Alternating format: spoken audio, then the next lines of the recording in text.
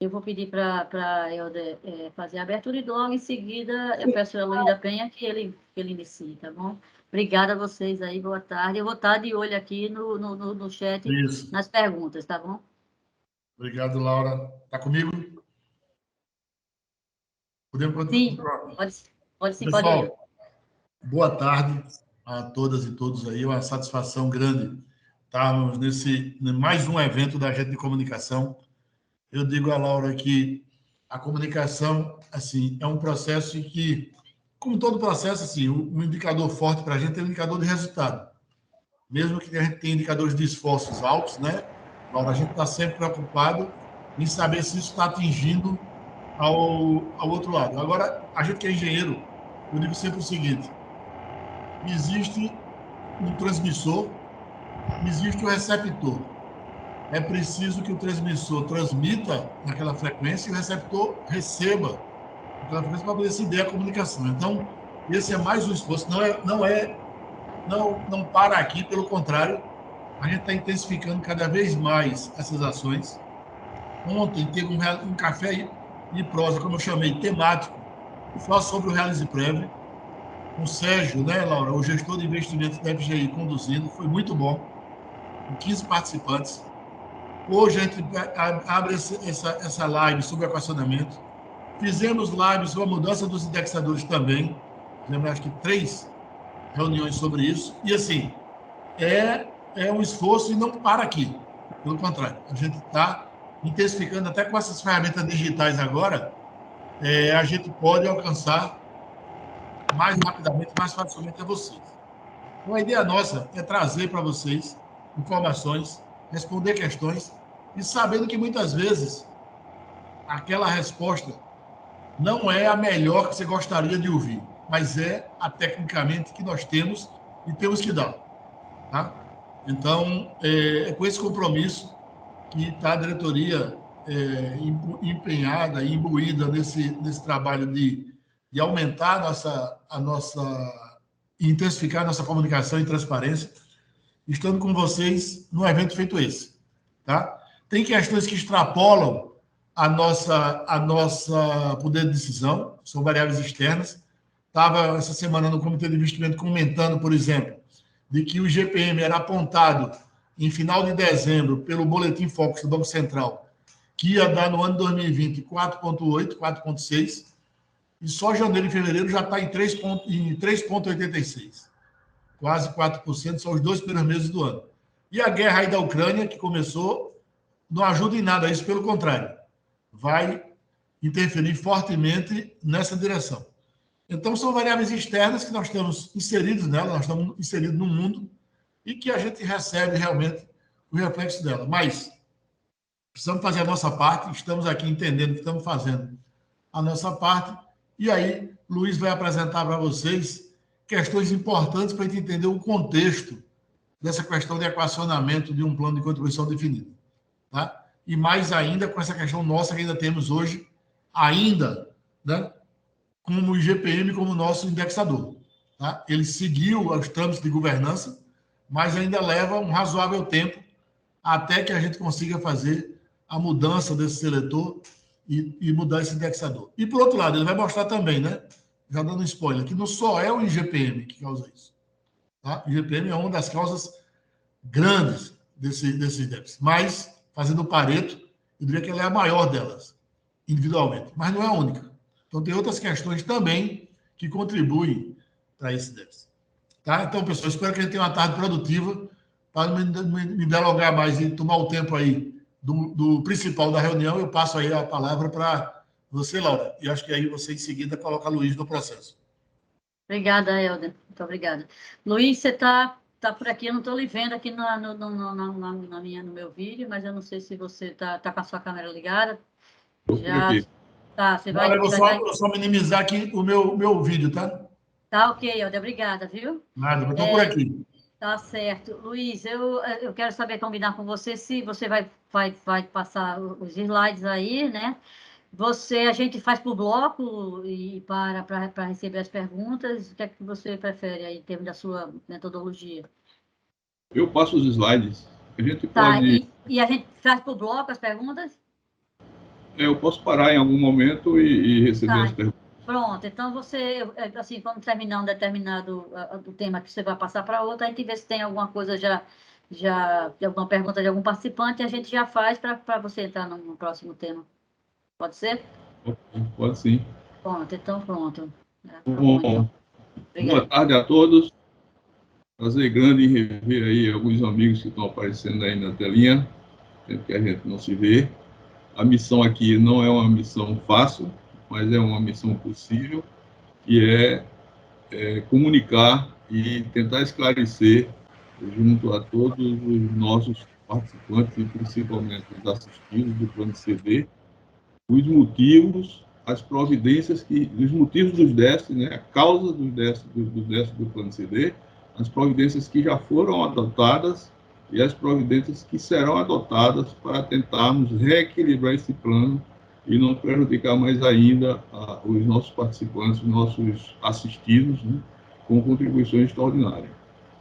Então, como o presidente Helder bem destacou aí, nem sempre a gente concorda ou a gente aceita aquela notícia, né?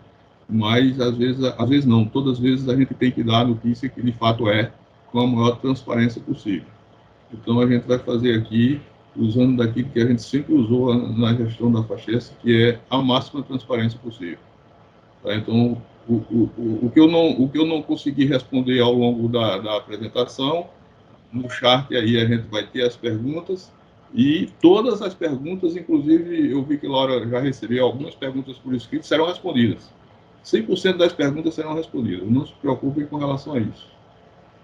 Então eu vou passar a compartilhar aqui um material que eu preparei, que nós preparamos, para facilitar essa nossa conversa, tá? Isso. Tá. O tema é equacionamento do déficit do plano CD. Mas aí eu começo apresentando aí para os senhores uma visão desde 2018 do comportamento do déficit, tanto do plano BD, no caso do plano BS, que não tem déficit, e no caso do plano CD. E CD a gente está falando, quando a gente fala de déficit do plano CD, a gente está falando do segmento de benefício concedido, né? Então, o plano BD, ele tem, todos sabem, ele tem a garantia da CHES, né? A CHES cobre 100% do déficit desse plano, apesar desse fato estar sendo questionado aí pelos órgãos de regulação e fiscalização, mas até agora ela está cobrindo 100% desse plano. E esse déficit que aparece aqui, que também é um déficit crescente, se refere àqueles participantes que não migraram em 2001. No caso do plano BS, a gente vinha com o plano superavitário até 2019, quando em 2020 o plano passou a apresentar um déficit, mas também 100% coberto pela CHES, e que aparece aqui zero, porque esse plano não tem aquela situação de participantes que não migraram e que não são cobertos pela CHES. E aqui o objeto da nossa conversa de hoje, que é o déficit do plano CD. Tá? A gente, esse déficit ele já vem desde 2013, a gente vai detalhar na sequência as causas desse déficit, ano a ano, né, como é que ele evoluiu para chegar a esse número aí que a gente está vendo, 955 milhões. E aí a gente está colocando de 2018 para cá, que é quando a gente teve o primeiro limite ultrapassado, né? Existe um normativo que estabelece um limite máximo de déficit, né? Então, apesar desse plano ele vir com déficit desde 2013, somente em 2018 é que ele ultrapassou o limite, e assim a obrigação da FACHES, a obrigação legal de equacionar um valor mínimo para esse déficit, tá? Então foi o primeiro equacionamento. 246 milhões foi o déficit de 2018. Com o equacionamento que, não sei se o senhor se lembra, foi de 100 milhões, sendo 50 milhões bancados pela patrocinadora CHES e FACHES com relação aos empregados dela que já foram aposentados, e 50% bancado pelos assistidos, né, os assistidos que estavam na folha de pagamento em dezembro de 2018. A gente, não sei se todos se lembram, mas esse déficit ele foi, quando ultrapassa o limite de déficit, a fundação tem um ano, o ano seguinte, para estudar e propor um plano de equacionamento ao Conselho Deliberativo.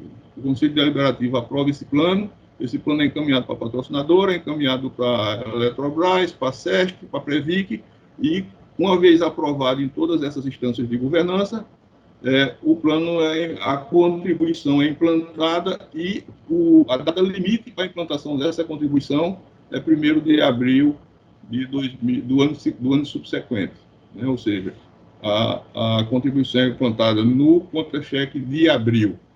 Então, em 2018, foi implantada uma contribuição de 507 para todos aqueles participantes que estavam no plano em dezembro de 2018, estavam na folha em dezembro de 2018. E aí, o plano CD fechou o ano de 2019 com um déficit de 209 milhões, né? Ainda abaixo do limite, né, para equacionamento, mais deficitário, né? Quando foi no ano de 2020, não sei se os senhores se lembram, no ano de 2020 a gente teve uma disparada muito forte do IGPM, né? A gente teve aquele reajuste lá de 23% no benefício do plano BD e 37,04% do benefício do plano CD. E esse descasamento aí, principalmente esse descasamento, e esse déficit que já vinha acumulado do ano anterior, levaram essa situação deficitária aqui de quase R$1 bilhão, 955 milhões. Esse déficit, ele é objeto da nossa conversa hoje, né?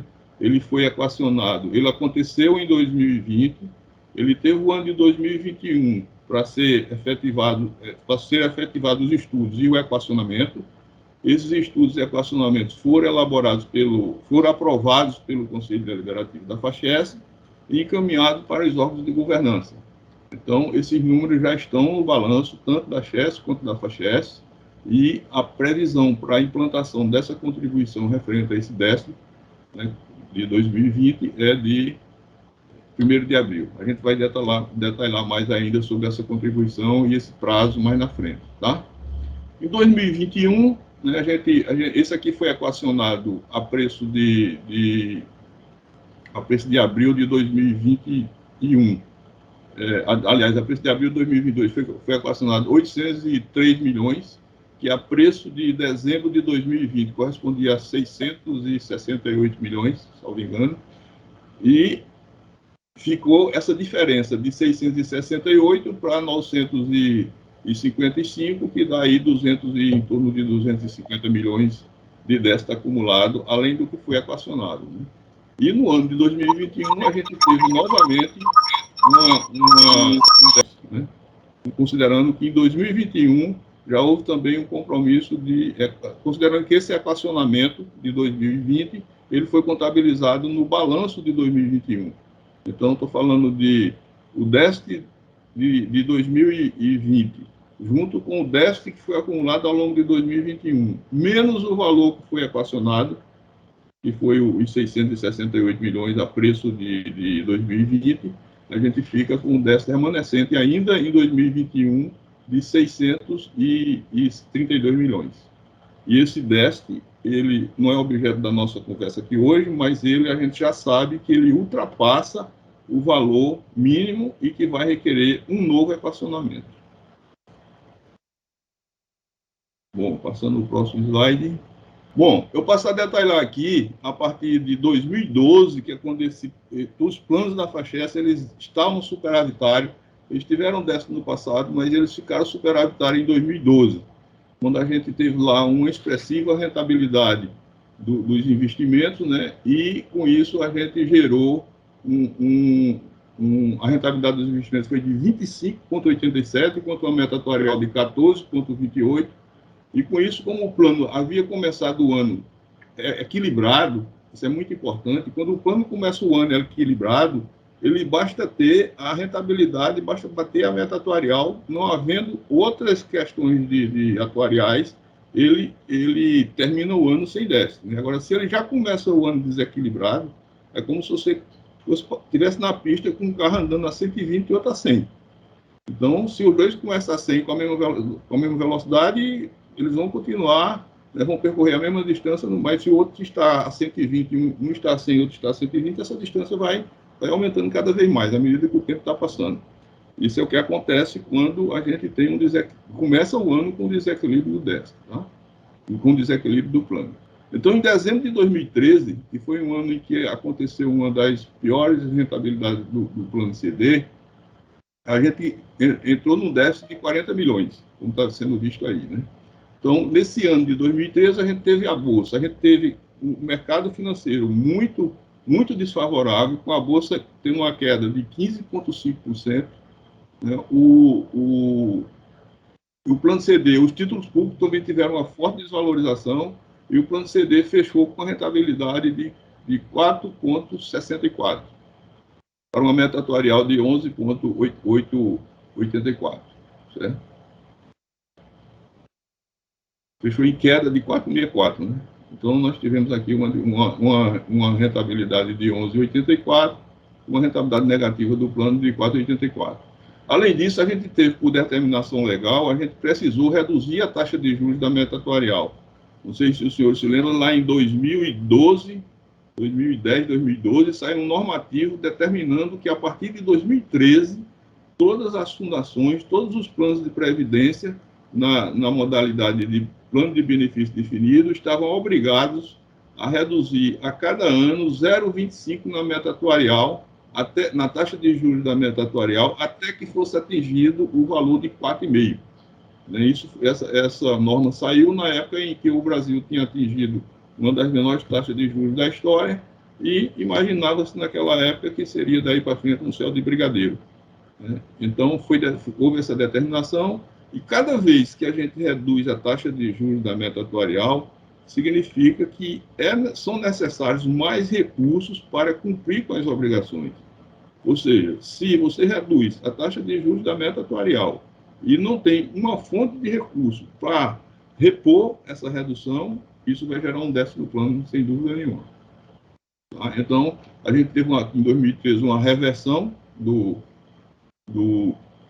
superávit, e tivemos um déficit basicamente por dois motivos. O retorno dos investimentos não foi suficiente para compensar a meta atuarial, que não foi baixa, foi de 11,84, e a gente teve essa redução da taxa de juros do plano, que foi de 6 para 5,75.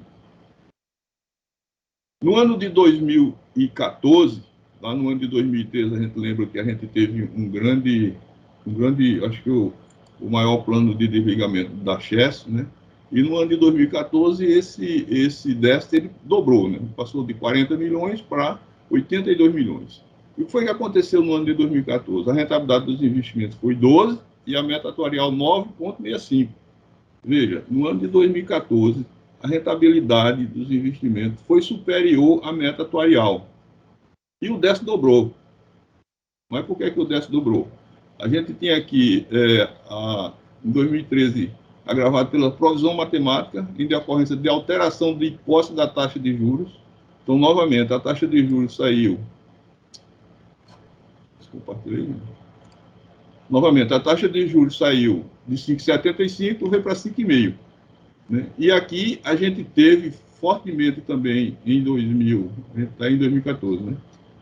Aliás, saiu de 5,75 para 5,5, então mais déficit, né? Aumento da expectativa de vida com mudança de tábua de mortalidade. Então, se aumenta a expectativa de vida, precisa de mais recursos para arcar com as pessoas vivendo mais. É bom, é ótimo aumentar a expectativa de vida, mas precisa de mais dinheiro para pagar o benefício. Então, se não tiver a fonte, a gente tem déficit, né? Além disso, a partir de 2014, houve o efeito do descasamento entre a taxa de juros da meta atuarial na data da elegibilidade e a taxa da meta atuarial na data do requerimento do benefício. O que é isso? Acho que todos nós sabemos também que o nosso regulamento do plano CD, ele permite que o participante, que o benefício do participante seja calculado com aquela taxa de juros quando ele completou os requisitos para se aposentar, exceto sair da patrocinadora, né? Então, mesmo ele na patrocinadora, permanecendo na ativa, e naquela época, em 2013, vamos supor, a taxa de juros, em 2012, a taxa de juros era 6%, e o participante completou todos os requisitos, exceto sair da patrocinadora, para se aposentar. Quando ele vier a se aposentar, pode até ter que tenha gente dessa época de 6% ainda que não se aposentou, e tem, né, o benefício dele vai ser calculado com uma taxa de 6%. Significa dizer que aquele recurso que ele acumulou está se supondo que ele vai render 6%. Quando a meta atuarial é inferior a essa suposição de retorno dos investimentos para efeito do cálculo do benefício, isso gera um novo déficit. Então, 2014 é um exemplo bom, porque mostra que o déficit dobrou. No entanto, a rentabilidade do investimento foi superior à meta atuarial, de 12,23 para 9,65. E mesmo assim o déficit dobrou. Mas por que dobrou? A gente acabou de falar. Reduzimos taxa de juros, né? Mexemos na tábua de mortalidade, ou seja, todo mundo vai viver mais, ótimo.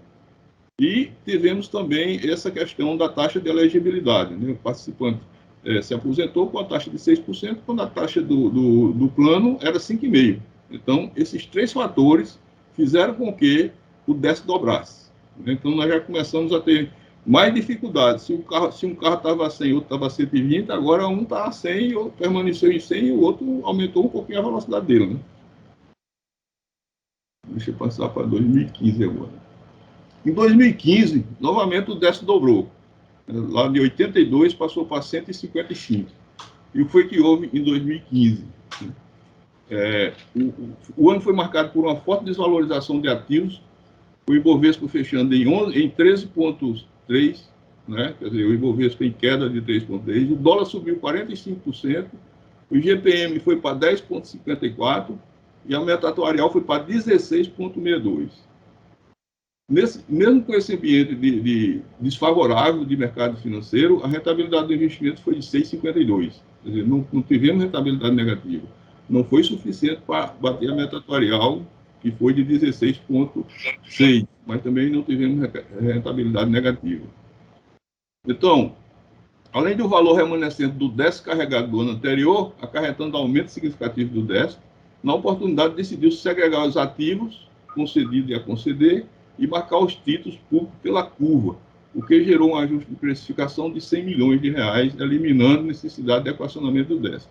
Então, com esses 155 milhões de déficit, pela primeira vez, o plano CD teria que equacionar o déficit. E a gente já vinha estudando, desde algum tempo, a segregação da massa do plano CD, a segregação dos investimentos entre aqueles investimentos relativos ao pessoal da ativa, o pessoal mais novo, e aquele investimento relativo ao pessoal que já estava aposentado, o pessoal com idade mais avançada. Porque a teoria de finanças diz que quanto mais novo quanto menos idade você tiver, mais risco você pode correr. E ao contrário, quanto mais idade você tiver, menos risco você deve correr, porque você não vai ter tempo para recuperar as eventuais perdas. Então, por esse motivo principal, houve a segregação dos ativos. E de lá para cá, e colocou-se os títulos na curva, né, naquela época com rentabilidades equivalentes a IPCA mais 7%, 6%, 7%, alguns títulos, e com isso houve um ajuste de precificação que evitou que o déficit fosse equacionado.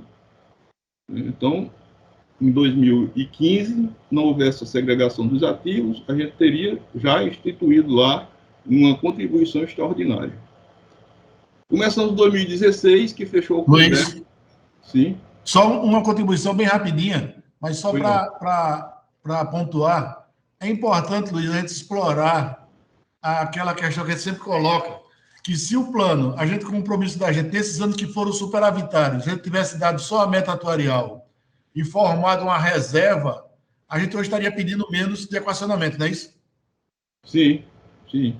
Só aquele raciocínio assim, de que nos anos que a gente botou na cota mais do que a meta, se isso fosse um plano, a exemplo de um BD, isso teria ficado numa reserva para esse período, tá?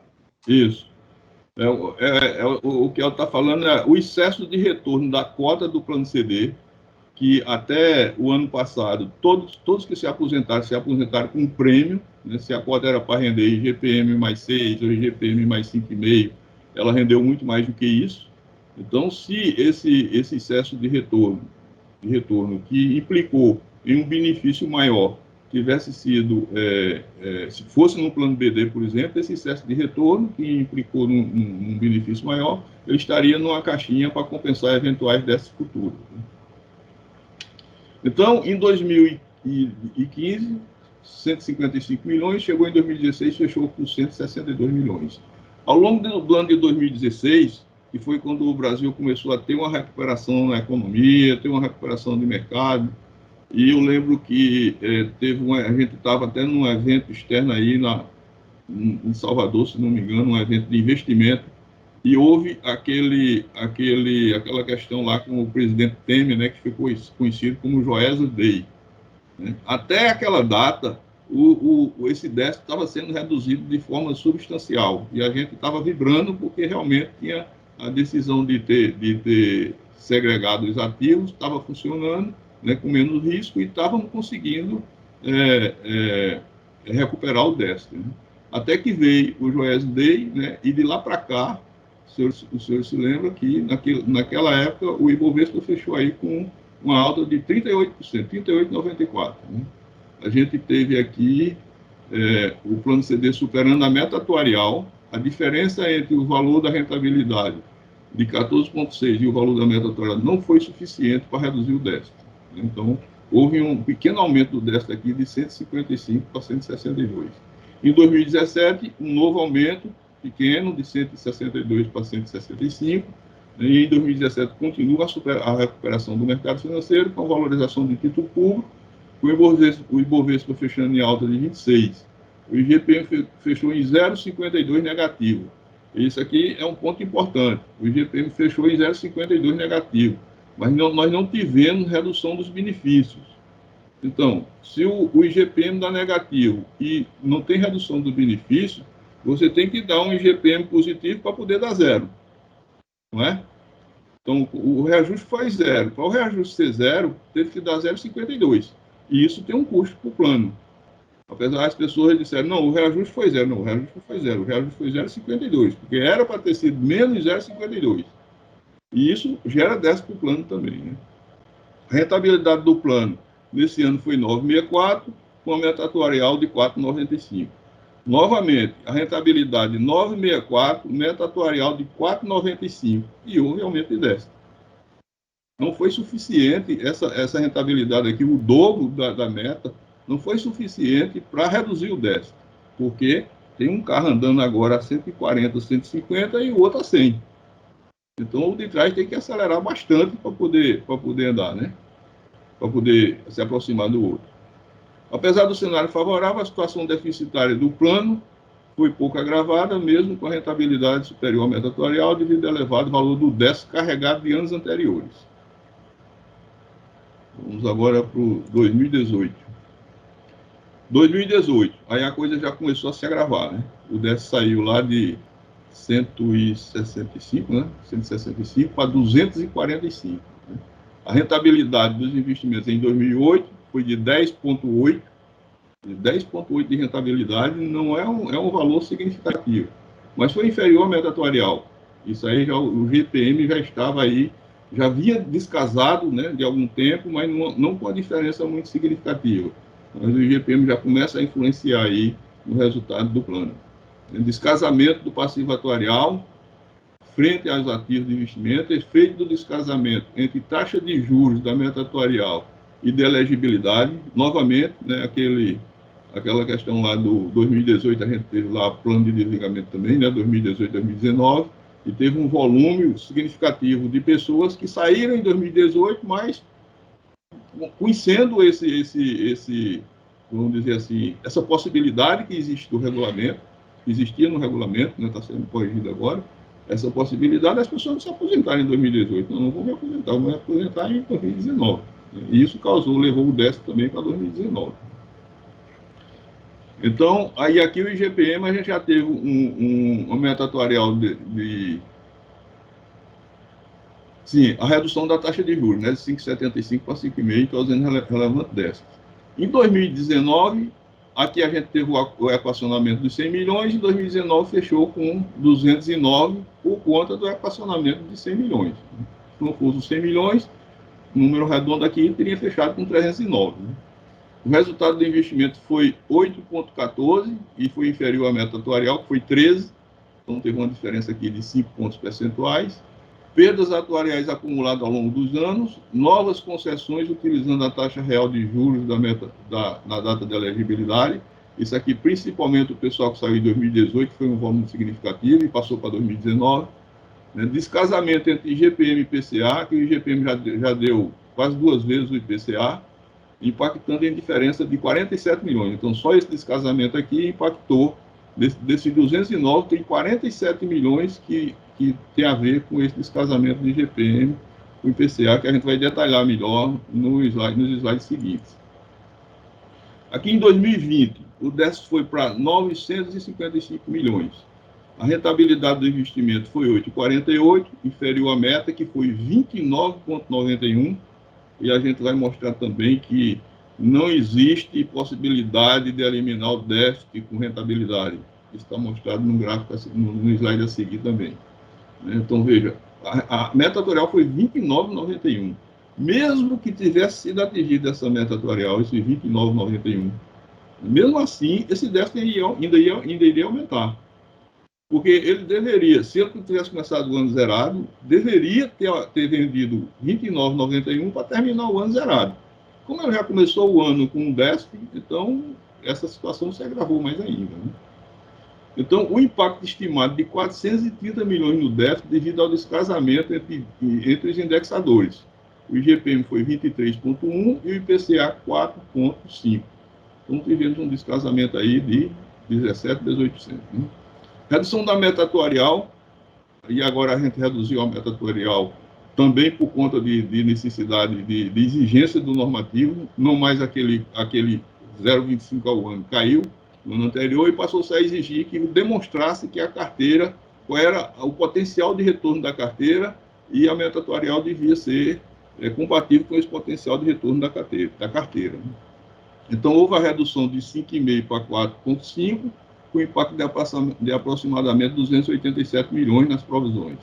Só que, quando a gente faz essa redução aqui, a gente mexe também naquele outro parâmetro que chama de ajuste de precificação, que era 100 milhões, até então o ajuste de precificação, quer dizer, o ajuste de precificação aumentou de 100 para 165. E quando se a taxa de juros fosse de 5,5, a gente tem um ajuste de precificação de 100. Como a taxa de juros caiu para 4,5, o ajuste de precificação caiu para 1,65. Então, o efeito da redução da taxa de juros, que tem custo, mas é bom para o plano, porque reduz o risco de rentabilidade inferior à meta atuarial e, portanto, o risco de déficit. Mas tem um custo também. Né? Então, essa redução foi boa para o plano, porque reduziu o risco atuarial, o risco de taxa de juros, mas teve um aumento de déficit também por conta dessa redução. E em 2021, considerando o equacionamento de 803 milhões, esse déficit fechou ainda com 632 milhões. Em 2021, nós tivemos um resultado dos investimentos de 5,29, aquém da meta atuarial. Novamente, a meta atuarial foi para 23. Investimento para dar 23 não é fácil de encontrar. Devido à volatilidade do mercado no mundo pós-pandemia. Aqui, só em um mês, não sei se todos se lembram, mas no mês de março, se não me engano, de 2020, 2021, quando a gente teve aí o pico da pandemia, a gente teve uma queda na cota de 10%. Com o aumento da inflação global e dos juros, causando impacto negativo na Bolsa, que caiu 11%, e nos títulos públicos, com o IMAB+, caindo 7%, descasamento do IGPM de 17, o IGPM aqui foi 17,8 e o IPCA 10,1. Impacto negativo no déficit foi estimado em 226 milhões somente para o ano de 2021.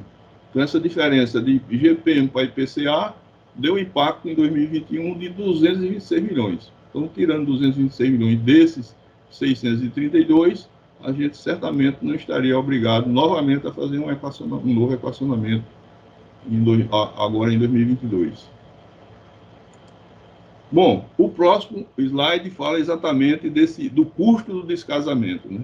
Então, é bom ter o IGPM, é bom ter 37% de reajuste, mas isso tem um preço. Né? Está entrando em um bolso e está saindo em outro. Né?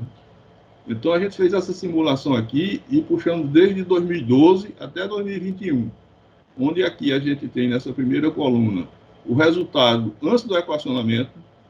O objetivo aqui é saber qual foi o impacto desse descasamento. Então, o resultado antes do equacionamento de déficit, e aqui o resultado, aqui o déficit técnico acumulado, aqui o IGPM e o IPCA nessa coluna. Aqui a diferença e aqui o déficit adicional, né, ou seja, o impacto na provisão matemática que, consequentemente, causa um déficit ou um superávit. Teve alguns anos aqui que o IGPM foi menor, e isso deu um valor favorável, né? E aqui a gente mostra, ó, por exemplo, em 2012, a gente teve um IGPM de 7,8 e um IPCA de 5,8, deu uma diferença de 2 pontos percentuais. Isso aqui causou um déficit a mais no plano de 2 milhões. Em 2013, 5,5 contra 5,9. Então, 2013, 14 e 15, a gente teve o inverso. A gente teve IPCA maior do que IGPM. E isso foi favorável para o plano, né? 1 milhão e 800, 19 milhões e 1 milhão. Em 2016, aí virou. O IGPM foi maior do que o IPCA, desfavorável em 7 milhões para o plano. Em 2017, de novo, o IGPM foi menor do que o IPCA, o IGPM foi negativo, e o IPCA foi 2,9, gerando aqui um resultado favorável ao plano de 38,9 milhões. A partir de 2018, a situação de descasamento se agravou bastante, né? E a gente passou a ter só déficit adicional em decorrência desse descasamento. Veja, 47 milhões em 18, 47 em 19, 436 milhões em 2020, 226 milhões em 2021. Ou seja, tivéssemos adotado o IPCA em 2012, estaríamos hoje com 706 milhões a menos nesse déficit. Né? E, de novo, até 2018, até 2017, a gente tinha, 2016, a gente tinha aqui, 2017 também, a gente tinha aqui uma situação, vamos dizer assim, administrável, né? Administrável. A partir de 2018, a coisa foi se agravando e se agravou muito em 2020 e 2021, esse descasamento. E foi exatamente quando a gente passou a adotar a providência de mudar esse indexador, coisa que já vinha sendo estudada há bastante tempo, mas que não foi implementada. E aí tem seus motivos pelos quais não foi implementado, que a gente pode detalhar melhor aí nas perguntas e respostas. Nesse quadro aqui, o que é que a gente fez? A simulação da rentabilidade do plano, né? Foi até a pedido aí do presidente Helder, a gente fez essa simulação, de qual seria a rentabilidade para que não tivesse déficit. Todo mundo diz, ó, o problema é que o investimento não está tendo rentabilidade. Mas qual seria essa rentabilidade para que não tivesse déficit? A gente fez essa simulação, né? E tem nessas duas colunas aqui, tem a rentabilidade necessária sem equacionamento, sem ter tido aquele equacionamento dos 100, sem ter tido agora esse novo equacionamento dos 803, e sem ter a necessidade do próximo equacionamento. A gente precisaria de rentabilidade aqui, ó, variando de 38, 31, 37, 35, 80, 97%. Essas eram as rentabilidades necessárias. E considerando que houve o equacionamento, até 2018 é a mesma coisa, né? A partir de 2019, precisávamos de uma rentabilidade de 27% para zerar o déficit. Em 2020, mesmo com equacionamento, a gente precisava de 72% e em 2021 de 43%. Nesse lado aqui, a gente tem os indicadores de mercado. Quer dizer, os investimentos em CDI, quanto é que rendeu ao longo desse tempo. Os investimentos em título público, marcado na curva, que nós temos na carteira, em torno de IPCA mais 7, tiveram essa rentabilidade. O IMA-B 5+, que é uma cesta de título público, bem representativa dos investimentos da FACHES, eles tiveram essa rentabilidade aqui, ó, de 31, 12, 14, 29, 5,7, menos 6,6. Isso aqui é título público, federal, né, que muitas vezes a gente diz que é renda fixa, né, com rentabilidade negativa de 6,6. O Ibovespa, quanto é que deu ao longo do tempo? 38, 26, 12, né? Aqui em 2021, menos 11,8. E aqui o MSCI, que é um indicador de retorno, né, um índice de retorno de investimento exterior, né, dos países emergentes. Aliás, do Standard Poor's.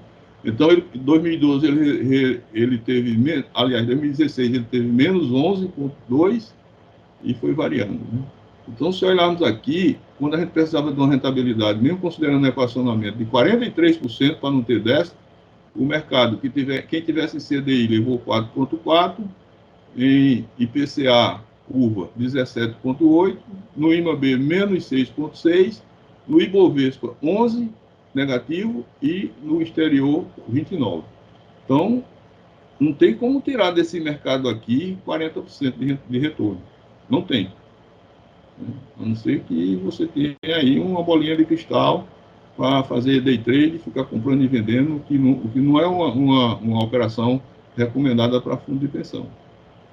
Então, esse quadro mostra que não era o retorno, não tinha como evitar esse déficit com o retorno dos investimentos. A gente tem uma conta para pagar decorrente de outras questões, de questões estruturais do plano e de questões conjunturais também. Passando para o próximo. Bom, eu tinha ficado de parar, né, Laura, para ver se tinha alguma questão. Sim,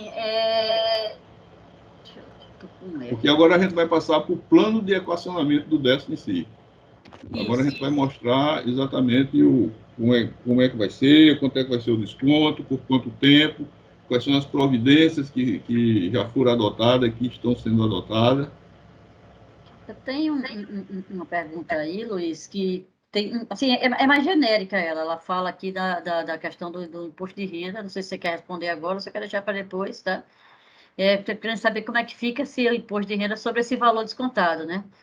Do equacionamento, né? Se pagamos o IR sobre o rendimento total, vejo que pagaremos o IR em cima desse valor descontado também.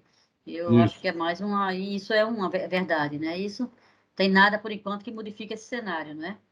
Veja, essa questão do imposto de renda é o seguinte, a Receita Federal, ela reconhece as contribuições normais para plano de previdência, ela reconhece ela concede um benefício fiscal para essas contribuições normais. Contribuição extraordinária, a Receita Federal não aceita que isso seja feito. Então, isso não é uma questão da FACHES. Na FACHES não tem como, assim, entrar na justiça ou procurar resolver essa questão. A ABRAP, que é a Associação das Entidades Fechadas de Previdência Complementar, representando todos os fundos de pensão no Brasil, ela procurou a Receita Federal, tentou resolver essa questão administrativamente, a Receita Federal não abriu, e aí está havendo um movimento, e hoje tem um projeto de lei que está lá no Congresso, não me lembro se é no Senado ou se é na Câmara, que está fazendo com que essa contribuição extraordinária para plano de previdência, ela se equipare à contribuição normal. Então, também não é aquela questão de você, isso aqui vai ser uma despesa que eu vou bater direto na base de cálculo. Não é isso. Pelo que eu sei do projeto de lei, está lá no Senado e é para considerar como contribuição normal. Ou seja, até aquele limite de 12%, você consegue abater. Mais do que isso, não. De novo, eu vi que tem algumas perguntas aí, o que é que a FACHES está fazendo e tal. Isso não tem, a FACHES cumpre nessa questão do imposto de renda, a FACHES cumpre a determinação, cumpre o normativo da Receita Federal. Perfeito. Então é isso.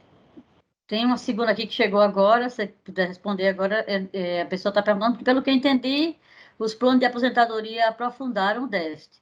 A CHES foi alertada disso? Os planos de aposentadoria, como é? Que aprofundou, o déficit o déficit continua, né? Está aumentando, não estou entendendo que seja Sim. Isso. A pessoa pergunta se a CHES foi alertada desse problema. Sim, a CHES toma conhecimento desse problema, as decisões e as aprovações de tudo isso são feitas a nível de Conselho Deliberativo da FACHES e são acompanhadas tanto pela diretoria da CHES, quanto pelo Conselho de Administração, quanto pela Eletrobras. Então, isso aqui não tem nada de novidade para a Chess, não. É uma questão de conjuntural, né, e questão de parâmetros não adequados. Isso. Eu estou com uma outra aqui que é longa, não sei se você está percebendo aqui, é mais um... traz aqui uma questão, eu vou colocar aqui, que eu acho que dá interesse de todos vocês, né? Com os descontos para equacionamento dos déficits apurados, pagamos imposto de renda sobre uma parcela de benefícios que não temos. Brevemente, muitos estarão descontando cerca de 25% para esse fim. Com o que se pronuncia para o balanço de 2021, deveremos ultrapassar os 30%. Conforme o tipo de tributação, progressivo ou regressivo, os participantes que pagam entre 10% e 20% de imposto de renda terão um desconto adicional de 3% a 6%. No popular, queda e coice. A resolução 26 de 2008 da CGPC, que regulamenta a matéria, dispõe no artigo 30 que o equacionamento do déficit pode ser feito por, abre aspas, outras formas estipuladas no regulamento do plano de benefícios, fecha aspas. Já que não é permitida a redução do benefício concedido, tá? Por que não incluir no regulamento do plano CD algum tipo de mecanismo que permita compensar a parcela do déficit que cabe aos participantes através de uma compensação nos reajustes anuais posteriores? Isso é uma pergunta. Transformar o valor que vier a ser definido para equacionamento pode ser feito sem maiores complicações pelo atuário. Já ouvi algumas respostas sobre que aí parou, eu não consegui aqui, não está dando mais para ver, mas aqui chegou para mim até aqui, que dessa forma deixaria de ser, transformar o valor que vier a ser definido para equacionamento pode ser feito sem maiores complicações pelo atuário. Já ouvi algumas respostas sobre que essa forma deixaria de fora a patrocinadora, o que discordo, pois sua parcela pode ser aportada por formas diversas, inclusive usando a metodologia atual, tá? Não sei se você queria comentar já isso, foi o Heron que colocou esse questionamento aqui, essa observação, se você puder...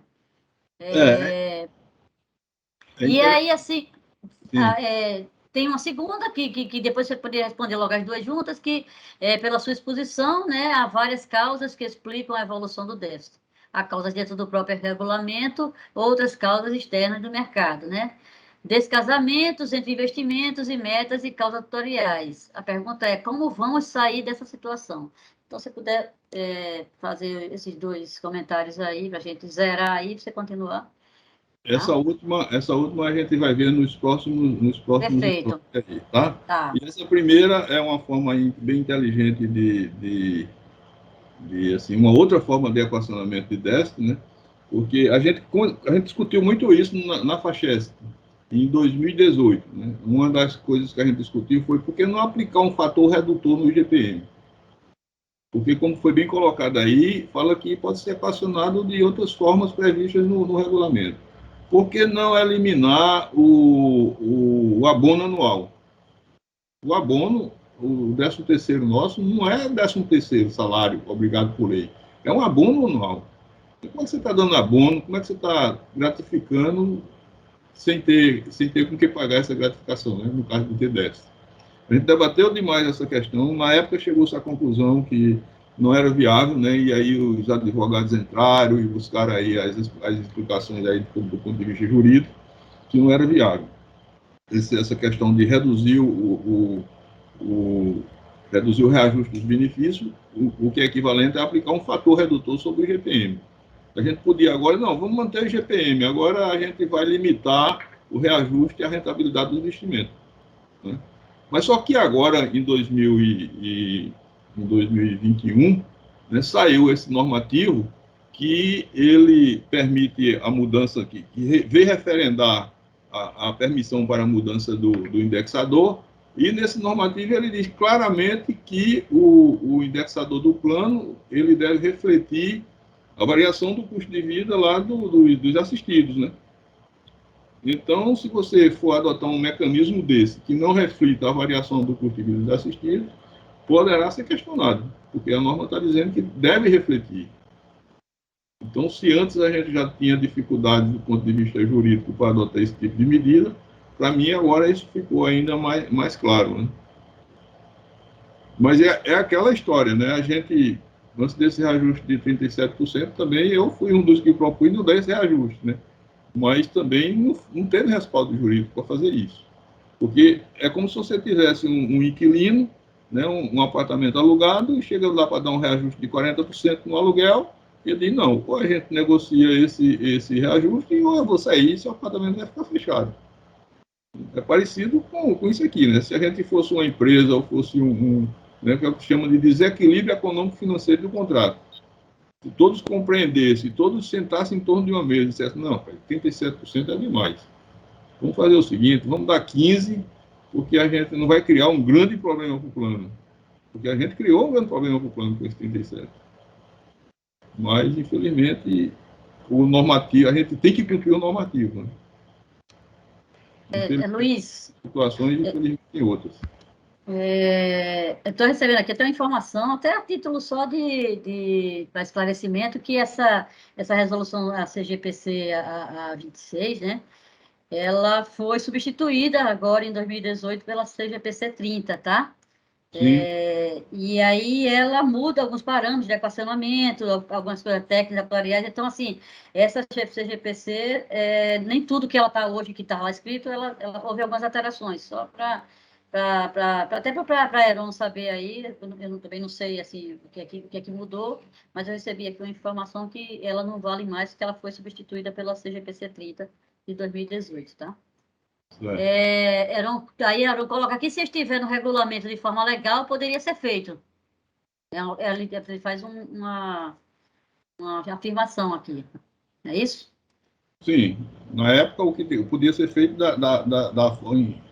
com contribuição extraordinária ou em outra forma prevista no regulamento. O nosso regulamento não tinha outra forma para fazer, só tinha contribuição extraordinária. Ok. Então, a de José Otto, você responde em seguida, né? Quando você for explicar, né? Sim, perfeito. Ok. Eu volto com ela. Tá bom. Bom, aqui tem o plano, né? E já para a gente se acostumar, eu estou chamando o plano do segundo equacionamento do déficit do plano CD, né? Que é relativo ao déficit apurado em 31/12 de 2020. O primeiro equacionamento foi relativo ao déficit apurado em 31/12 de 2018, que foi implantado em 2020. A gente tem agora o déficit de 2020, teve o ano de 2021 para fazer o plano de equacionamento, para implantação em 2022, em abril de 2022. O normativo, quando ele trata de plano de equacionamento, como a gente acabou de falar aí, ele trata de contribuição extraordinária ou outras formas de equacionar o déficit, né? A gente entende que plano de equacionamento é um documento mais completo, né? Que não deve prever só contribuição extraordinária. Porque só contribuição extraordinária, claro que resolve, né? Não tem dúvida. Você botar dinheiro, estiver faltando dinheiro, você botar dinheiro resolve. Mas qual é a forma que a gente tem para reduzir ou para estancar esse problema e para minimizar essas contribuições extraordinárias no futuro? É o que a gente chama do plano de equacionamento. E o número 1 desse plano de equacionamento é a mitigação de risco de novos déficits. Então, o déficit passado, a gente não tem como reduzir. A gente tem que tomar providências para que novos déficits, principalmente decorrentes de parâmetros e de situações que a gente conhece, não venham a acontecer. E o primeiro ponto que a gente está colocando aqui é a alteração do indexador dos planos. Então, a proposta que já foi aprovada pelo Conselho Deliberativo, que também está caminhando aí nas instâncias de governança do sistema Eletrobras e da SESC, a proposta de alterar o indexador do plano. A gente viu o dano que causou a esse plano e que, por isso, a gente está com esse problema de contribuição extraordinária, que foi o descasamento do IGPM e IPCA. Então, a alteração do indexador do plano ela é um dos mitigadores de risco de novos déficits e já foi aprovada e está encaminhada. A taxa de elegibilidade é outra, né? Eu completei meu tempo de aposentadoria em 2012, quando a taxa de elegibilidade era 6%, agora a taxa é de 4,5%, então eu vou me aposentar e meu benefício vai ser calculado como se fosse render 6% e não como se fosse render 4,5%. Então, esse gap aí de 4,5% para 6% tem um custo, né? Esse custo, para vocês terem uma ideia, na avaliação atuarial deste ano, esse custo foi estimado pelo atuário, daqueles que não saíram ainda, em 230 milhões. Então, se a gente permanecer com essa taxa de elegibilidade da forma como ela está no regulamento hoje, a gente ainda tem 230 milhões para pagar daqui para frente. E por isso que está sendo feita essa alteração no regulamento, mudança dessa taxa de elegibilidade. Tem outra que é a defasagem na cotização do benefício. O que é que significa isso?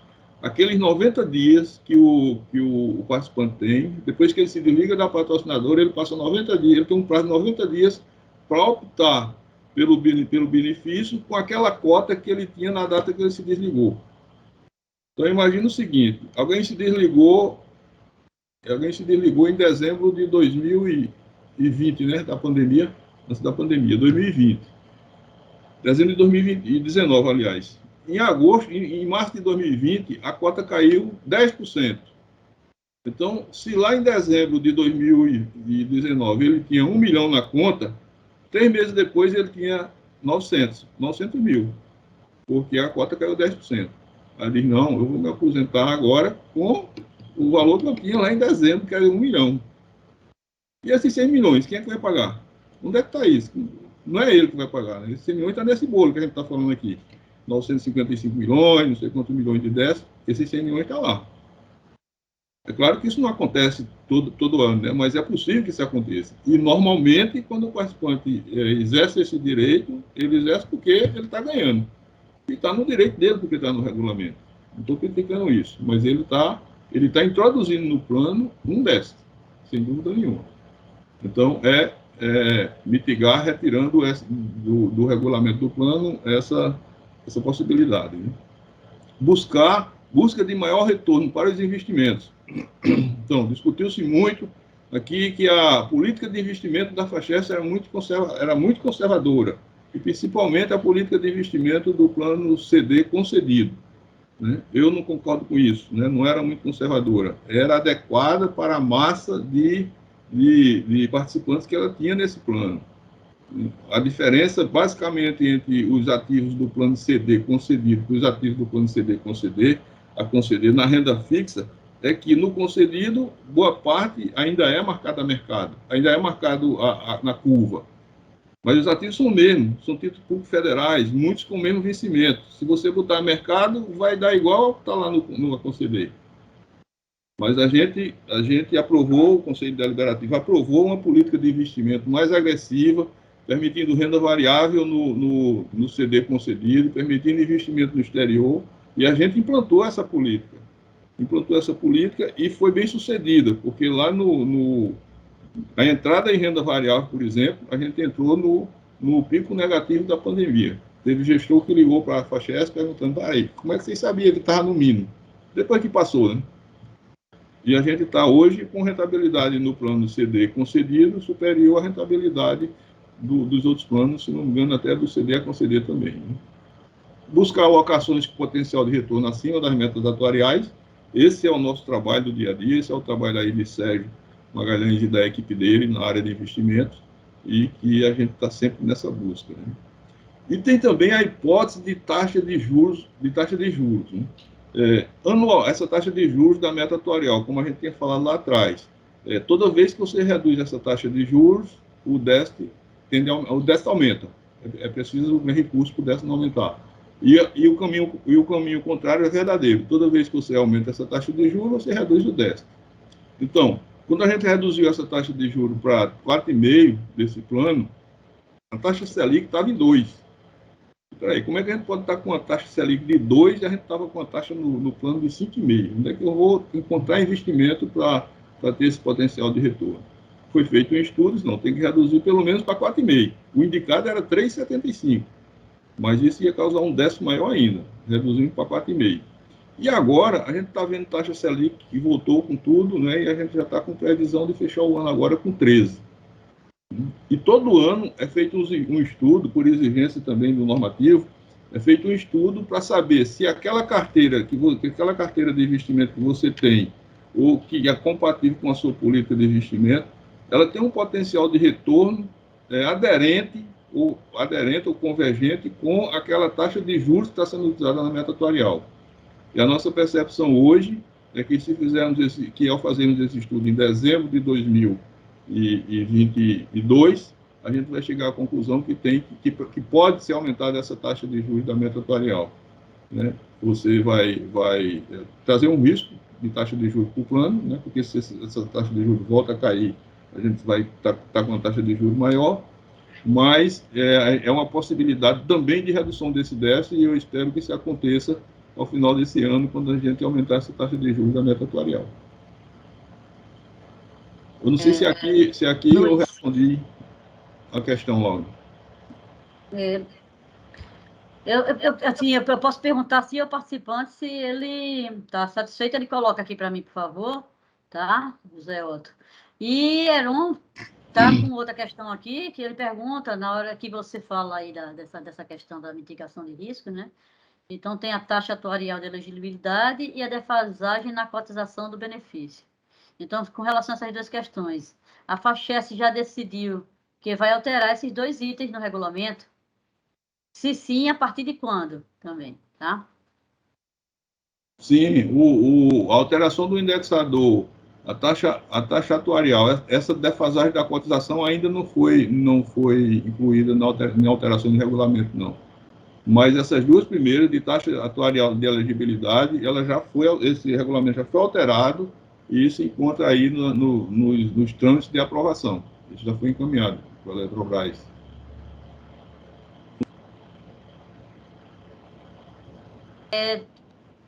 Só isso. Se você quiser prosseguir, pode prosseguir. Bom, e finalmente a gente vai entrar aqui agora nos números, né, do plano de equacionamento, né? Quer dizer, foi feito aqui conforme estabelece a resolução do CNPC, que é o Conselho Nacional de Previdência Complementar. Essa resolução dita, ela trata de equacionamento, né? E foi identificado, em conformidade com o artigo 29 dessa resolução, o limite de déficit, existe um limite, como eu já falei, né, o limite de déficit acumulado pela fórmula, existe uma fórmula para calcular esse limite de déficit técnico, que está aqui, né, e a gente chegou às seguintes conclusões. Aqueles 955 milhões que chegou-se a esse valor em 2020, de déficit.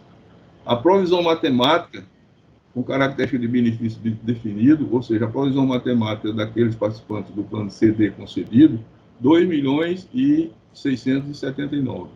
A duração do passivo é 11,61 anos, né? Ou seja, se a gente pegar o fluxo de caixa atuarial desse plano, ele tem uma duração média de 11,66 anos, 61 anos. E o limite é calculado por essa fórmula: 1% de C, que é a duração, 1% vezes C, que é a duração, menos 4 vezes B, que é a provisão matemática. Ou seja, esse é o limite que dá C, quanto é? 11. 11 menos 4 dá 7. 7 vezes 2,679, vezes 1% dá 203.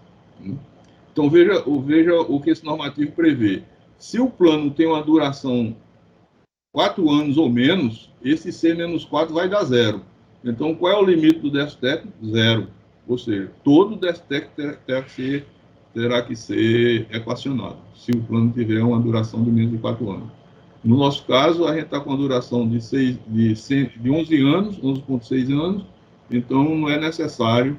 Quer dizer, o ideal é que equacione todo, né? Isso aqui é o ideal, porque você começa o ano com 0 a 0. Déficit gera déficit, né? É feito o cartão de crédito, que você paga só o mínimo. O ideal é equacionar 100%, mas existe essa possibilidade de não equacionar o 100%. Então, o limite aqui, 203, se a gente tira dos 955, 203, sobra 751, se tira dos 751 o ajuste de precificação, que é aquela gordura que tem na carteira dos títulos públicos, que com taxas além da meta atuarial, fica 586 milhões como valor mínimo para equacionamento. Então, o equacionamento aqui de dezembro de 2018 deveria atender um número de 586.955. E o que foi definido, junto com a patrocinadora Chesf, foi de, nessa data base, equacionar 688. 688, se não me engano, é esse número. Né? E que esses 688 trazido, está aqui, a história dos 688. O valor total é exatamente 688, o valor intermediário do DEST, entre aqueles 586 e o 955, a patrocinadora não, 688. E esse 688 foi corrigido pelo IGPM de 21 até 8 de 21. Isso foi uma decisão assim da Chesf, combinada com a Chesf, para corrigir. Não existia essa obrigação, não, né? Mas foi corrigido. E deu 803. Né? Esses 803 já ficou perto do 955, se bem que o 955 é um valor defasado no tempo. 803. Então, esses 803, ficou 50% para os assistidos, que é quem paga esse déficit, são os assistidos, que quando a gente fala de assistidos, estamos falando de aposentados e beneficiários, né? Aposentados, pensionistas e demais beneficiários. 401 milhões. E as patrocinadoras, a FACHESC também é patrocinadora desse plano, por conta dos empregados que ela tem que já se aposentaram. Então, a patrocinadora Chesf ficou com 400 milhões e 783 e a patrocinadora FACHESC com 761. Então, esse é o contrato para ser feito no prazo de máximo, que também existe um prazo máximo. É outra pergunta que eu vi ali nas perguntas que foram encaminhadas, que perguntando se a gente não pode aumentar o prazo e reduzir o percentual de cobrança. Não pode. A gente já está fazendo no prazo máximo. E esse prazo máximo é definido por essa norma, essa CNPC 30. Então, a gente tem 204 meses para fazer essa contribuição e o valor, a forma de apuração, contribuição extraordinária, base de cálculo e o início, né, do plano de equacionamento. 1/4 de 2022, quer dizer, ele vai sair na folha no conta-cheque de abril, né, vai vir essa nova rubrica aí, bem desagradável, com esse valor, com esse desconto.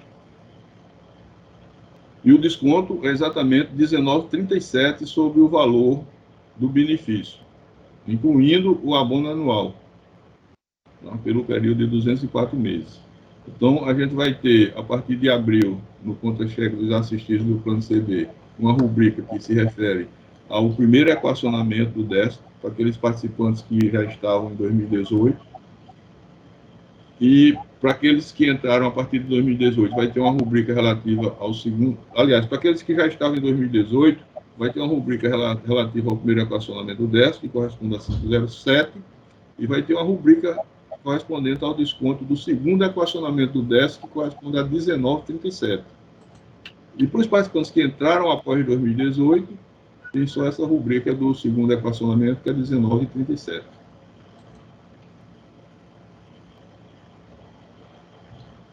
Bom, com contribuição equivalente da patrocinadora, né? Todo mês a patrocinadora bota lá o equivalente a 19,37% da folha e é descontado o mesmo valor dos participantes. Né? Quer dizer, contabilmente, esse valor já entrou contabilmente, ele já reduziu o déficit. Mas é como se você tivesse um empréstimo, né? Que você vai pagando aos poucos. Então, esse pagamento é feito ao longo desses 204 meses. 10 anos. Mais 10 anos. 20 anos. Bom, da minha parte, não sei se consegui esclarecer ou se tem mais algum ponto que a gente poderia... Aqui no chat a gente não tem nada mais registrado, não, tá? Não tenho nenhuma pergunta que foi feita. Eu não sei se alguém gostaria de colocar alguma pergunta. Você conclui aí, não é isso, Luiz? Isso. Tá. Então, como eu falei no início, a gente está com alguns novos canais aí de comunicação. E a ideia é, a gente recebeu muitas perguntas, né, na inscrição, aí a gente fez aquele formulário para quem quisesse se inscrever e colocar algumas questões. As perguntas a gente vai incluir, a gente está para lançar um FAQ também sobre essa questão do equacionamento nos próximos dias, não é isso, Luiz? E a gente vai incluir aí algumas dessas questões, caso ela já não esteja no nosso FAQ, a gente também vai incluir, de modo que todas as perguntas, como bem o Luiz colocou no início, elas vão ser respondidas, tá? Chegou uma pergunta aqui, tá, Luiz? Agora, se corremos o risco de sofrermos outros equacionamentos no futuro, fora esses. Sim, a gente terá um terceiro equacionamento em 2000, que o plano deverá estar aprovado até o final de 2022 e deverá ser implantado em 2023. Quer dizer, a partir de 2023, eu acredito que não teremos mais equacionamento, até porque a gente vai ter um aumento da taxa de juros, né? Mas esse próximo equacionamento virá, sim, infelizmente. E quanto mais a gente demorar para implantar esse GPM, pior, né? Porque a gente está vendo aí, em 2022, o IGPM começou previsto 4% no ano. Em janeiro deu 1,82 e em fevereiro deu 1,83. Tá. Que é outra. Desculpa. Teve uma pergunta também sobre empréstimo, né? E outra pergunta sobre... Mas deixa eu só concluir essa de Lúcia aqui, tá? Que ela perguntou, você disse que vai ter mais um equacionamento, ela pergunta se tem alguma estimativa desse percentual futuro, tá? E aí outra pessoa completa que já circula especulações que vai ser em torno de 10%. Não sei se você pode falar, adiantar aí alguma coisa com relação a isso. Sim, deve ser, esse valor procede, deve ser algo em torno de 7 a 10%. 7 a 10%, ok.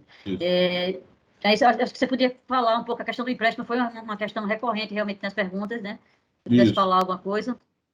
A questão do empréstimo, quer dizer, houve muitas reclamações aí com relação ao empréstimo, assim, nesses 2 últimos anos, por conta da elevação do IGPM, né?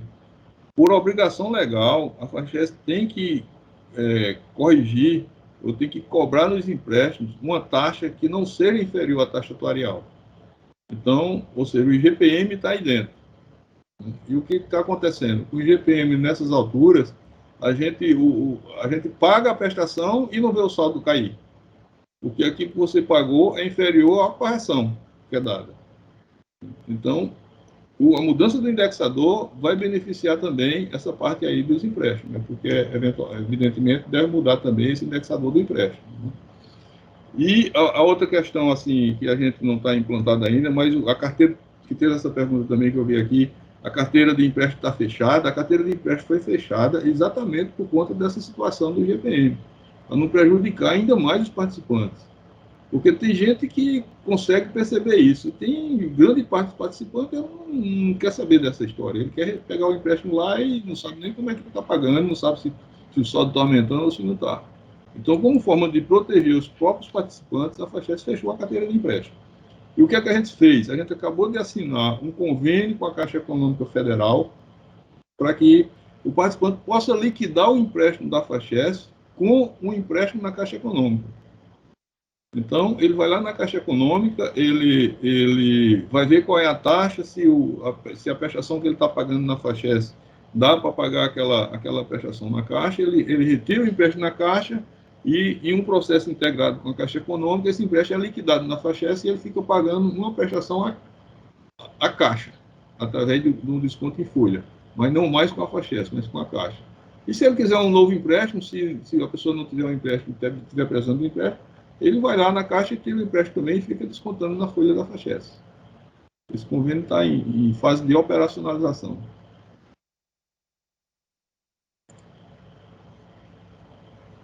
Ok, aqui chegou mais nada para aqui pelo chat, tá?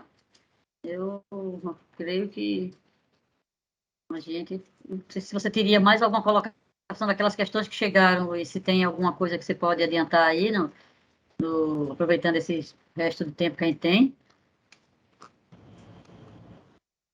Bom, tem um aqui que eu vi que falando de se os riscos atuariais decorre da não realização das hipóteses adotadas, porque não contratar uma auditoria independente para avaliar e validar a aderência das hipóteses do cálculo atuarial das reservas matemáticas. Há algo que podemos fazer para minimizar o risco de judicialização? Bom, começando pelo fim aqui, eu acho que esse tipo de conversa franca, transparente, tentando mostrar assim, quais são as causas do problema e o que está sendo feito para resolver, a gente está trabalhando na linha de minimizar o risco de judicialização. Porque algumas pessoas não entendem, algumas pessoas assim, pensam que a FACHES é com a CHES, né? Na hora que você entra com a CHES na justiça, a CHES é uma empresa que dá lucro, paga lucro para os seus acionistas, diferente da FACHES. Na hora que você entra na justiça, você está agravando o problema. Está dividindo com todo mundo a conta, não é como um condomínio, né? Na hora que o condomínio paga uma multa ou paga uma despesa de algum condomínio, aquilo é distribuído com todos. Então, acho que é uma forma aí de reduzir. E essa questão da auditoria atuarial, só para explicar como é o processo. A gente tem uma consultoria atuarial, que ela tem os principais sócios e os profissionais dessa consultoria, eles têm aí em torno, no mínimo, de 30 anos de experiência nesse assunto. Foram formados em consultorias internacionais e depois montaram a consultoria deles aqui no Brasil. Eles dão consultoria para várias fundações. A gente tem a auditoria independente das demonstrações contábeis, que também tem lá um atuário que vê essa questão atuarial, premissas e como é que está sendo o processo atuarial. A gente tem a auditoria atuarial da Eletrobras, que também vê isso todo final de ano. E a gente tem a auditoria da CHESF específica, né? O ano passado a CHESF contratou uma das melhores, uma das mais destacadas empresas de auditoria atuarial no Brasil, que é a Rodarc. A CHESF contratou especificamente para fazer uma auditoria atuarial na FACHES. E, felizmente, não teve nenhum achado de auditoria assim que fosse uma coisa significativa e que dissesse, por exemplo, esse déficit desses planos tem a ver com questões que não foram vistas do ponto de vista atuarial. Então, a auditoria na FACHES é o que não falta. Eu acho até que tem demais, porque boa parte do nosso tempo é dedicada a atendimento da auditoria. Luiz, tem outra pergunta aqui que fala: a sua avaliação, quando será finalizado o processo de alteração do indexador? Então, a última informação que eu tive é que isso já acho que faz 1 ou 2 meses, que esse processo estava na Eletrobras, né? Então, da Eletrobras ela vai para a SESC, e aí a gente não tem o prazo da SESC, e da SESC vai para a Previc, e só assim é que a gente pode alterar o regulamento, e só quando alterar o regulamento é que pode ser implantada a mudança. Aqui tem uma pessoa que voltou, talvez ela tenha entrado depois que você explicou, está perguntando novamente a questão do imposto de renda, se pode ser deduzido essa contribuição extra nos 12% então, só para você relembrar aqui o que você falou, que não é possível. Não pode, não é possível, porque a Receita Federal não reconhece a contribuição extraordinária para efeito de dedução no imposto de renda. E, novamente, não é a FACHES que define isso. Quem define isso é a Receita Federal. E tem lá um projeto de lei, né? Se puder falar aí com o seu deputado, com o seu senador, vai ser bom para todos nós. Tem um projeto de lei que está lá propondo que seja equiparado, né? A contribuição extraordinária e a contribuição normal. Se sair, a gente vai ter esse benefício fiscal. Luiz, existe assim a possibilidade, uma questão até que não chegou aqui, mas tem chegado com muita frequência através do WhatsApp da FACHES.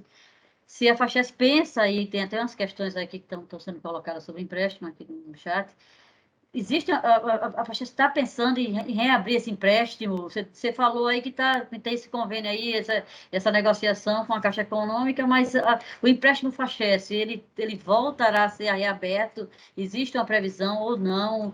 Como é que está essa questão do empréstimo? Ele voltará a ser reaberto, né? Mas a gente está dando como alternativa a Caixa Econômica Federal. Porque a gente reabrindo, mesmo que o IGPM volte à normalidade, o IGPM no segundo semestre agora, ele deu sinais de voltar à normalidade. Agora ele já está disparado de novo. Então, a gente entende que é pôr em risco o próprio participante que vai captar um empréstimo e vai ter dificuldade de pagar esse empréstimo. Né? Então, a gente discutiu isso em última reunião de diretoria executiva, na penúltima reunião, e ficou de fazer essa análise, né, para fazer essa proposta. Mas, para mim, o ideal é que esse empréstimo volte quando a gente tiver um indexador em IPCA. Porque a gente nem tem risco. Você podia perguntar por que a FACHES não bota um empréstimo pré-fixado? Aí, se a FACHES bota um empréstimo pré-fixado e o retorno dessa carteira não bate a meta atuarial, a gente vai ser penalizado pela Previc. Porque tem uma norma que diz que tem que bater meta atuarial líquido dos custos operacionais. Então, se você bota um empréstimo pré-fixado, você tem um grande risco, né, de não bater meta atuarial. Perfeito. Você acha que o cenário econômico atual está entrando numa fase mais favorável para a rentabilidade da fundação, com a elevação da Selic para patamares de 13%? É favorável? Isso é uma pergunta que a Heron está fazendo, tá? Isso, é interessante, né? Quando o bom assim, o bom para um país, o bom para o Brasil em particular, é que a gente tem uma economia estabilizada, com taxas de juros bem baixas, né? E que as empresas possam sobreviver e possam contrair os seus financiamentos e possam gerar emprego. Para nós, fundo de pensão, para nós que somos vivemos no mercado financeiro, né? Podemos falar assim, isso não é bom, porque a gente tem que partir para investimentos de maior risco, né, para poder ter o retorno, né, uma vez que a taxa de juros. Quando você tem a carteira como a gente tem hoje, a carteira já em títulos pós e pré-fixado, como é o caso de um título IPCA+, quando a taxa de juros aumenta, o valor desse título ele cai. Então, isso causa uma rentabilidade negativa para o plano. Porém, para comprar é muito bom. A gente já está aí vendo IPCA mais 5,6, 5,7. No curto prazo tem até IPCA mais 6, mais de 6. Então, a gente já está fazendo essa avaliação, sim, né, de voltar a comprar título público e, de preferência, botar na curva. Porque na hora que você bota na curva, você tira volatilidade, você tira questões de mercado. Aí tem outra questão aqui que pergunta se esse déficit do plano CD pode atingir negativamente nos aposentados do BS, tá? Eu queria que você respondesse. Tem uma segunda, que com a entrada prevista de mais de 1.000 participantes no CD concedido, como isso pode afetar os resultados desse plano? E a FACHES já fez esse tipo de simulação, tá?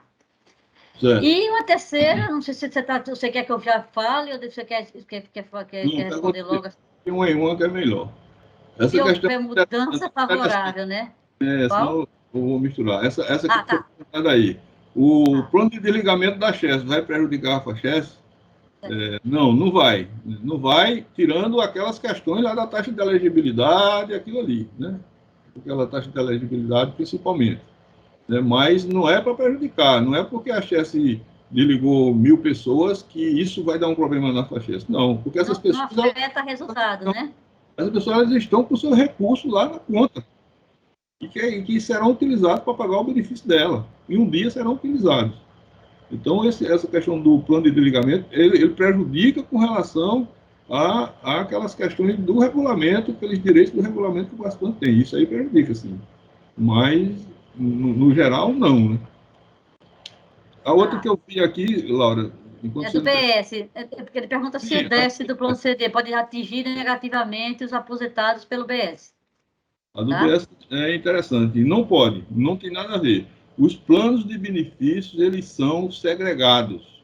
Eles têm os ativos segregados, um plano não paga a conta do outro. Eles têm os ativos e os passivos segregados. Então, é zero a possibilidade de um problema no plano BD afetar o CD e vice-versa, ou no plano BS afetar o BS e vice-versa.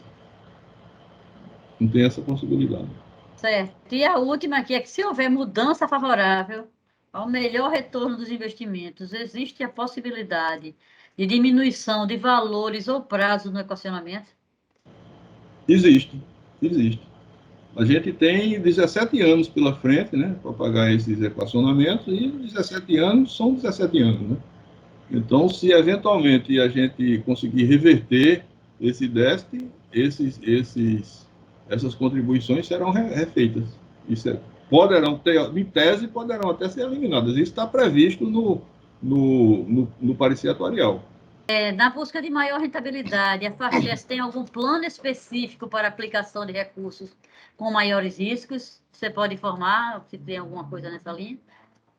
A FACHES anualmente ela faz uma política de investimento, cada plano tem a sua política de investimento, e essa política de investimento é visando, né, ter um retorno suficiente para pagamento dos benefícios e para a redução dessa questão aí do déficit. Ou seja, a política de investimento ela visa, ela tem como objetivo principal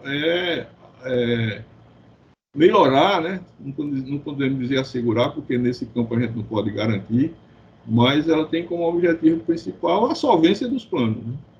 Mas tem alguma coisa de aumentar o risco? Aquela questão que você falou lá no meio da sua apresentação, de chegar a ter algum tipo de aplicação com maiores riscos?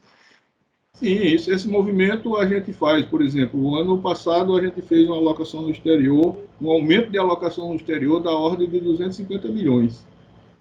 E esse aumento de alocação no exterior, a gente reduziu agora essa posição e acertamos, porque quando a gente reduziu, exatamente logo depois o dólar começou a cair, e quando o dólar cai, as aplicações no exterior também caem, e isso foi benéfico para a FACHES. A gente tem expectativa de aumentar no segmento de renda variável também.